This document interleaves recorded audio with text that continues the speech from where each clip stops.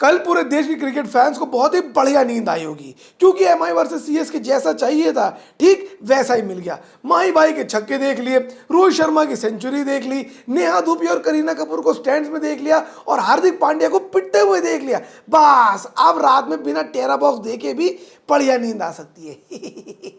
देखो बच्चों, मैंने तो पहले भी कहा था कि लाइव में जितने भी एल लगे हों, आईपीएल का एल बहुत बढ़िया लग रहा है। कल था वानखेड़े स्टेडियम में मुंबई वर्सेस चेन्नई का एल क्लासिको मैच।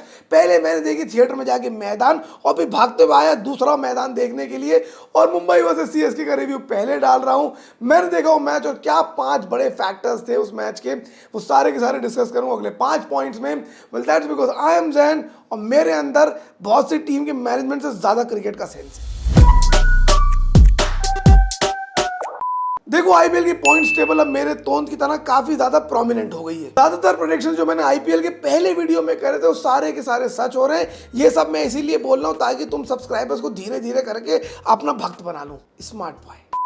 बहरहाल कल था आईपीएल का एल क्लासिको। देख रहे हो विनोद कैसे धीरे धीरे आईपीएल को फुटबॉल में तब्दील करा जा रहा है। चेन्नई सुपर किंग्स और मुंबई इंडियंस का मुकाबला था और यूजुअली ये मुकाबले बहुत ही टाइट होते हैं, इसलिए इनको एल क्लासिको कहा गया। कल था वानखेड़े स्टेडियम में जहां एमएस धोनी ने 12 साल पहले देश को वर्ल्ड कप जिताया था। वो भी क्या दिन थे। बहरहाल कल के मैच के क्या क्या फैक्टर्स रहे वो सारे के सारे डिस्कस करते हैं और सबसे पहले शुरुआत करते हैं फैक्टर नंबर 1 यानी कि तला महेंद्र सिंह धोनी से। देखो भैया, आजकल इंटरनेट या तो इस थला से भरा हुआ है या फिर इनके ऊपर भी जो बड़े थला हैं जो हाथ हिलाते रहते हैं उनसे भरा हुआ है। दोनों की फैन फॉलोइंग इतने गजब की चल रही कि इंटरनेट पे इन्हें इग्नोर करना इम्पॉसिबल है। कल एमएस धोनी को बैटिंग करने का रेयर अवसर प्रदान हुआ और उनके सामने बॉलिंग कर रहे थे इंडिया के सबसे लीथल, सबसे खतरनाक fast bowler sir Hardik Pandya. जनता कह रही माही भाई ने कल 3 बॉल पे 3 छक्के मार दिए। अबे झूठ कह रही है एकदम। जिसने भी कल मैच देखा होगा उसे साफ साफ पता चल गया होगा कि माही भाई ने छक्के नहीं मारे, माही भाई ने चाटे मारे, चाटे। But honestly my God what a finisher. इतना तो लॉन्डो को खुद फिनिश करके मजा नहीं आता जितना धोनी भाई को फिनिश करते हुए देख के मजा आ जाता है। और कल तो माही भाई का वही हिसाब था, आओ पांड्या भाई तुम्हें कैप्टनसी सिखाऊं, आओ पांड्या भाई तुम्हें डेथ बॉलर बनाऊं, आओ पांड्या भाई तुम्हें little bit from the black side कैसा होता है दिखाऊं। 4 बॉल खेलने आए महेंद्र सिंह धोनी और उन 4 बॉलों में 20 रन बना दिए। आजकल तो 20 रन हार्दिक पांड्या 25 बॉलों में बना रहे हैं, इन्होंने 4 में ही बना दिए। 200 रन के टोटल में शायद वो 20 रन आपको बहुत ही इनसिग्निफिकेंट लगे, लेकिन अगर आप क्रिक बस पे जाके मैच के विनिंग मार्जिन देखें तो वो टोटल 20 ही रन है। Thala for a reason. You know, that's the thing. It did not just give CSK those extra 20 runs, but it did a lot of other benefits also for them. It shifted the momentum of the game towards them. It helped them reach the 200 mark, which also is a psychological factor. और crowd भी CSK की तरफ हो गया। ये सारे बहुत छोटे छोटे intangible factors हैं जो एक मैच को बहुत बड़े तरीके से इम्पैक्ट करते हैं और वही कल एमएस धोनी का रोल भी था। और देखिए माही भाई की फैंडम इंटरनेट पे कितनी भी इरिटेटिंग क्यों ना लगे, लेकिन कुछ तो एक फिनोमेना है उनके फैंस में। 4 बॉलें खेलने आते हैं और सारे के सारे क्रिकेट फैंस अपना जबड़ा खोल के इनके आगे बैठ जाते हैं। लॉन्डो के आंसू निकल जाते हैं इनके छक्के देख के। ये वही लॉन्डे जो अपने दादाजी के मरने पे नहीं रोए। इनकी गर्लफ्रेंड ने ट्यूशन बोल के ओयो चली गई, ये लॉन्डे तब नहीं रोए जहां धोनी भाई का एक छक्का देगा इनकी आंखों में से आंसू निकल आते, मम्मी धोनी भाई ने छक्का मारा।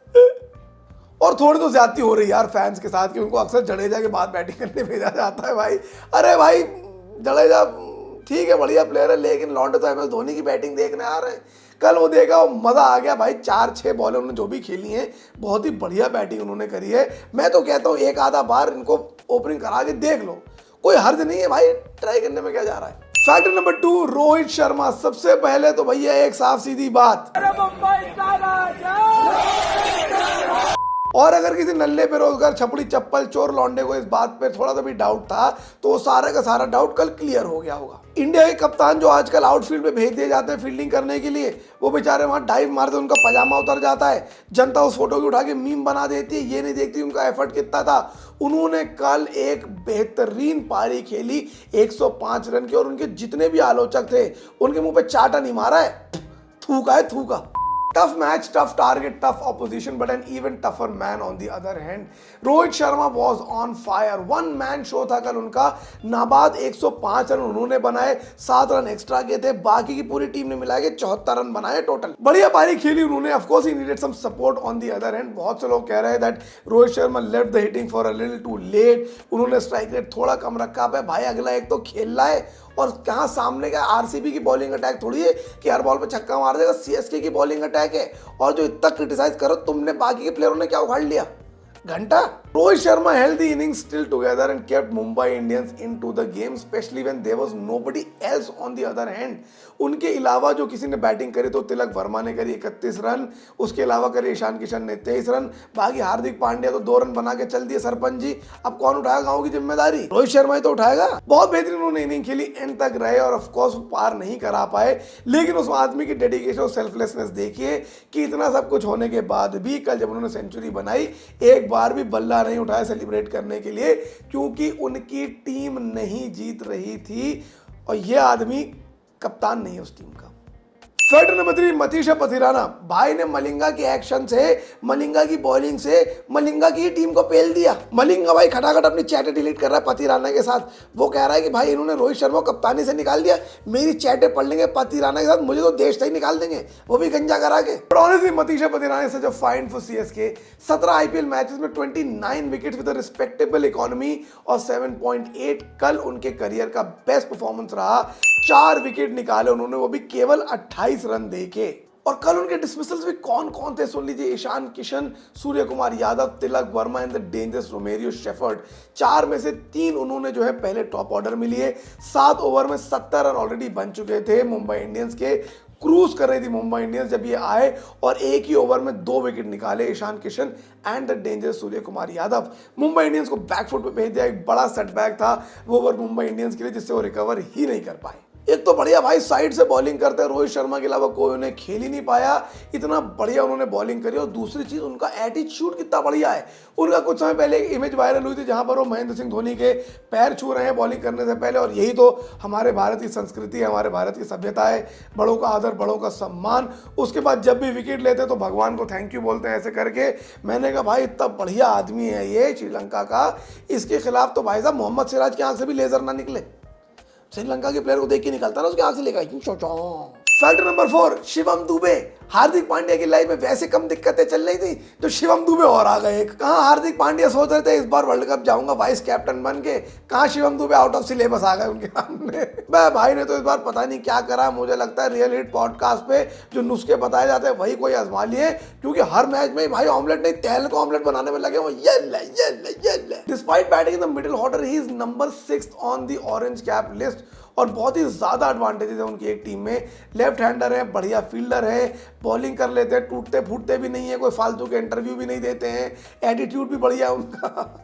But honestly, he's been really impressive this IPL as a batter. CSK hasn't used him as a bowler yet, even remotely. और मुझे समझ में नहीं आ रहा है ऐसा क्या करा। ऑफ कोर्स किसी स्ट्रैटेजी के तहत ही करा होगा। ऐसा थोड़ी हो सकता है कि एक प्लेयर को शील्ड करने के लिए आप दूसरे के फुल पोटेंशियल ना इस्तेमाल करो, ऐसा नहीं होगा। एटलीस्ट आई होप ऐसा नहीं होगा।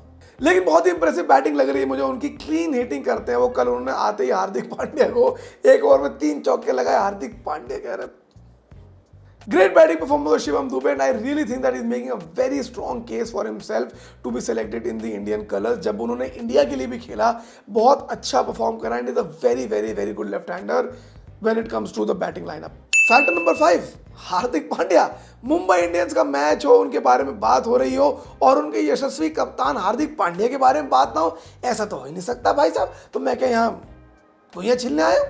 अरबी को घुइयाँ कहते हैं हमारे यहाँ। भैया कसम से इतना तो हार्दिक पांड्या कॉफी विद करण के बाद नहीं पेले गए थे जितना इस बार आईपीएल में पेले जा रहे हैं। और उसके रीजंस बहुत सारे हैं भाई। अगर मैं ऑफ फील्ड रीजंस को छोड़ भी दूं जो एक्चुअली छोड़ने लायक नहीं है, तो ऑन फील्ड में कौन सा बहुत अच्छा उखाड़े ले रहे हैं कुछ। तो देखो मुझे तो लगता है पब्लिक आई में उनको खुद को रिडीम करने का उनके पास 2 ही तरीके हैं। एक तो ये है कि बहुत ही बढ़िया मैच विनिंग परफॉर्मेंस दे टीम के लिए, और दूसरा ये है कि वो ज्वाइन कर ले भी।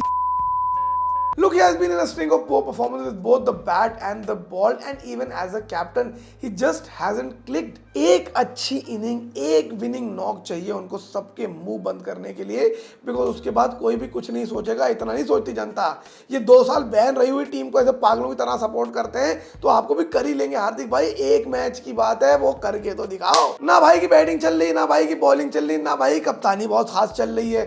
सामने वाली टीम एक सेट पैटर्न बनाकर आ जाती है मुंबई इंडियंस के मैचेस में कि बस जसप्रीत बुमराह को टॉलरेट करना है, उनको दाएं बाएं खेलना है, बाकी के समय पेलो। ये चीज़ें हमें दिख रही हैं, कमेंटेटरों को दिख रही हैं, जो बॉल बॉय बैठे रहते हैं उन्हें दिख रही हैं। बस एक हार्दिक पांड्या और मुंबई इंडियंस के मैनेजमेंट को नहीं दिख रही। ये लोग मुझे लगता है बॉलिंग का एक पैटर्न सा बना के चलते हैं और उसको तोड़ नहीं पाते हैं। गेम अवेयरनेस बहुत पुअर हो जाती है, गेम किस तरफ जा रहा है, कौन से बॉलर कब आना चाहिए, वो सब नहीं कर पाते। और मुझे ऐसा लगता है ऑफकोर्स ये हार्दिक पांड्या अकेले की जिम्मेदारी नहीं है, जो लार्जर टीम मैनेजमेंट है, थिंक टैंक है, वो भी डिसाइड करता है। लेकिन जिस थिंक टैंक ने रोहित शर्मा को अपनी पॉपुलैरिटी की पीक पे कैप्टनसी से हटा दिया, वो थिंक टैंक क्या ही थिंक कर रहा है भाई।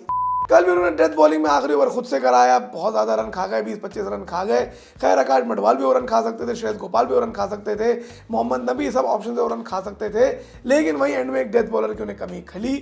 There are lot of things going on in the entire team, और मुझे पहले भी ये लग रहा था कि just this captaincy disorder they will not be able to function, और वैसा ही हो रहा है। Mumbai Indians now is just slightly above DC and RCB, and that is not the place it would have wanted itself to be. Anyway कल का match काफी बढ़िया रहा। आज है आरसीबी और आरएच का मैच, और फिलहाल मैं कल देख कर रहा हूँ मैदान भी, इसका रिव्यू मैं कोशिश करूंगा कि आज शाम को आप लोगों के सामने शेयर कर दूं।